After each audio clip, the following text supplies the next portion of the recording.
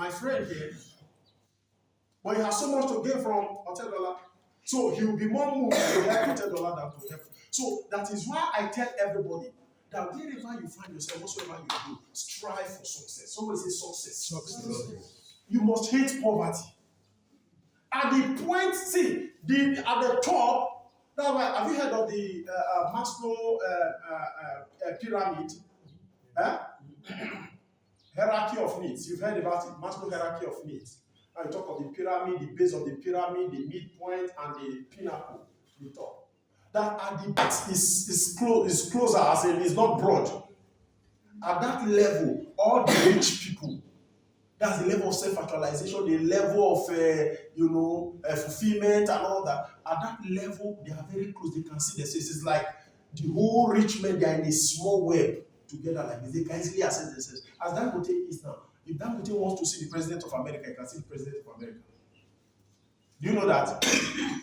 So at that space, it becomes very close and tightened. Dangote can see anybody who wants to see in the world if he desires to. Why? Because he is the richest man in Africa. Dangote can see the richest man in the world if he wants to. Why? Because he is the richest man in Africa. You don't need to be related to Dangote to like him. You don't need to be connected, maybe you are his family relative or whatever, to have something to do with him. The man has earned a name for himself. He is not over there, above there. He's a cup that is already filled. He's a cup that is even fulling and throwing away. So everybody loves to have something to do with him. You get it? So he has unrestricted connection at that point. Sometimes you pick up your phone, you call a rich man. Even your family, small rich men, you call them. You don't take your call. But if a fellow rich man calls them, they seize the call, they will call the person back immediately. Sir, I saw your missed call. Sir, what can I do for you? I was working with one of my Oga one day in his private gym. And somehow, somebody mentioned a name that the person is now, a personal assistant to the president of the country. And this man said, are you serious? You mean so person? And that guy used to be his boy back then. A boy that he ignored, he was not really taking seriously. You understand? And so we just, oh, you mean that guy is now the personal assistant to? Oh my God, are you serious? He's my boy. He now claimed the boy. He's my boy. He brought out his phone and he called the young man. Hello? Hello? And the boy answered. He put it on last week. The boy answered. Oh, God, the boy answered. The God, long time more. So you mean you are not the PA to one of the business assistants to the president? Oh my God, but you didn't tell me now. In fact, I need to host you. I need to host you in Abuja. I need to host you. And he started planning a party to host the young man at Sheraton Hotel. Now the question is, all these years the young man was down. Nobody knew him. It was not important to him. But because the guy has assumed a new status, he wants to host the young man.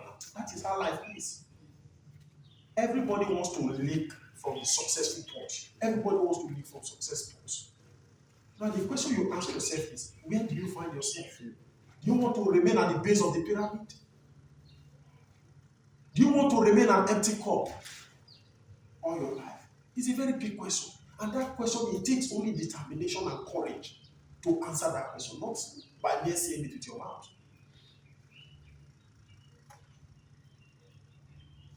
Finally, let's relate that to your workplace. You have a job you are doing. The work you are doing in any organization, at any point in time, any assignment or responsibility given to you is likened to the parable of what? The talents. Are you being productive in your department? Today, people are working in various departments. Ask yourself a question. If they give you anything, leave anything in your hand. Measure the thing at the point it was given to you. Measure it. You say, this was given to me when this was like this was like this was not working well, this, that. Measure it. Then compare yourself at every point in time. Has this thing improved? If at the point, at some point, they want to take this thing from you, or there's always a day of judgment. Somebody say judgment. At the point or day of judgment, a day of reckoning, you are called to come and give account of your stewardship. And you now come up and, your result appears to be poor. That is, the situation at that point of judgment is worse than it was when the task was given to you. Then you are likened to the man who got 1 talent and hid it. Meaning you hid your talents. So meaning you can actually be a worker, you can be doing something, you can be working, yet your talent is hidden. Am I right? And when the day of reckoning comes, you'll be poorly judged. Now ask yourselves questions, every one of you. How well have you done in the assignment or the job given to you to do in this company? How well have you done? Yes, the owner is not here, he's not watching you. When the man gave talents to those guys, was he there to monitor them? No. But he left. But common sense in the heart of the one who got 5 was activated to know that I have to multiply this. Because at the point of multiplication lies reward. It's not about eye service. When we hear the owner of this place is coming, everybody automatically put on. It's like something gets activated in our head. Everybody starts, notice me. You see people running up and down. Oh, you bring that, put that here. Oh, you this. Come on. That's just showmanship. That's not what matters. And now let us know this. There are 2 types of judgment. There's the physical judgment from the owner of the establishment, the man who gave the talent. And there's also a spiritual judgment from God in heaven. Sometimes the physical judgment fails, but you cannot escape the spiritual judgment. That is why we must be very careful whatsoever is placed in your hands. You must be what? Careful. Very careful.